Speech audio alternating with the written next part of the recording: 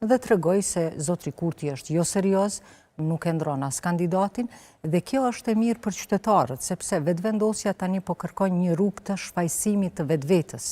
Do thotë po dëshiron të thotë që ja, sepse u bë mjaft shumë duke tentuar, dhe vetmja mënyrë për të shfaqësuar është duke bërë një tentim, kinse dua të dialogoj me partitë e ish opozitës që të bëjë një zgjidhje, dhe në fakt ajo që tregoi zotri Krasniqi ishte e kundërta.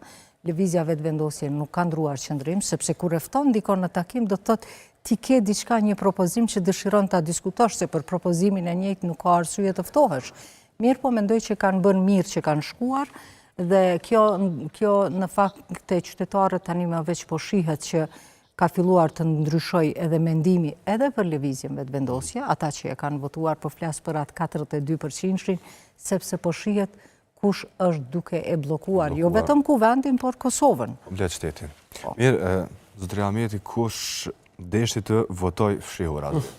A ka ndonjë marrëveshje mes lëvizjes vetëvendosje dhe deputetëve të cilët nuk po mundemi me i quajtur në opozit, por deputetët e partive të treta?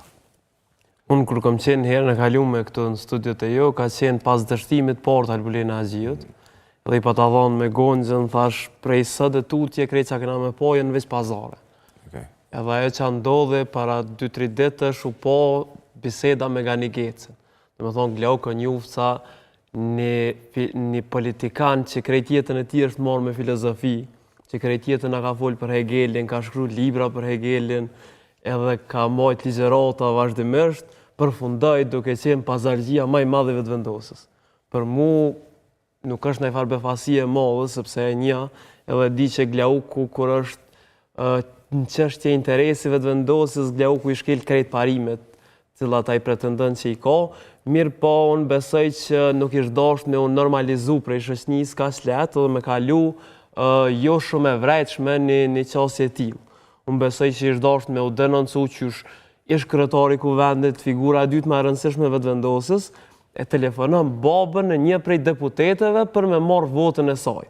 Pra është logjik patriarkaliste, cilën e bën një prej figurave që ka ardhur në politikë duke premtu që ka me ndryshu shoqërinë, duke premtu emancipim shoqëror. Sepse vetëvendosja qysh në fillim të herës qysh kur është kriju, ka pretenduar që ka me qenë lëvizje, që ka mu angazhu për emancipim shoqëror, dhe përfundojnë duke thirrë Glauku babën e një deputetës me alyp votën.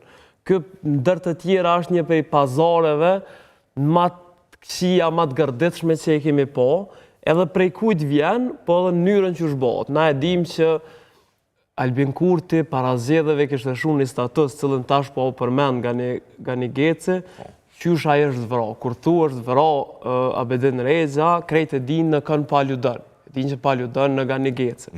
Në anën tjetër e kanë marrë gruan e Sandokanit në listën e tyre, dhe sot po lusin Gani Gecën për votën e familjes tij. Pra është një farë absurditeti, është hipokrizi më shumë se absurditet, dhe kjo dëshmon që këta për një votë janë në gjendje me shkel krejt parimet edhe krejt ato që e kanë ndërtu.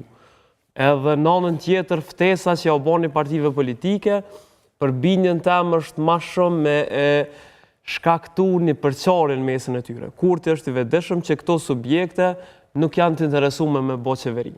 Edhe nëse Kurti dështon, na po e shohim LDK-n e cila po insiston që nuk është interesuar me përfshin qeveri, dhe duke pas këtë llok atëherë Kurti po është gati dhe po ka hapësinë për me bë manovra të tilla. Po Bardhi po thotë që nuk është e interesuar me LDK-ja të bëjë qeveri.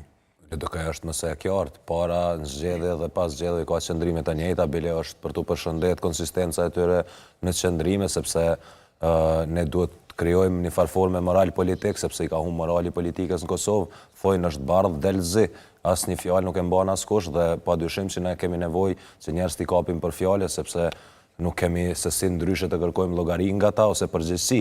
Ata janë njerëz të cilët janë përgjegjës për veprimet e tyre ndaj popullatës, pra ndaj qytetarëve, ndaj neve, sepse paguhen me taksat tona.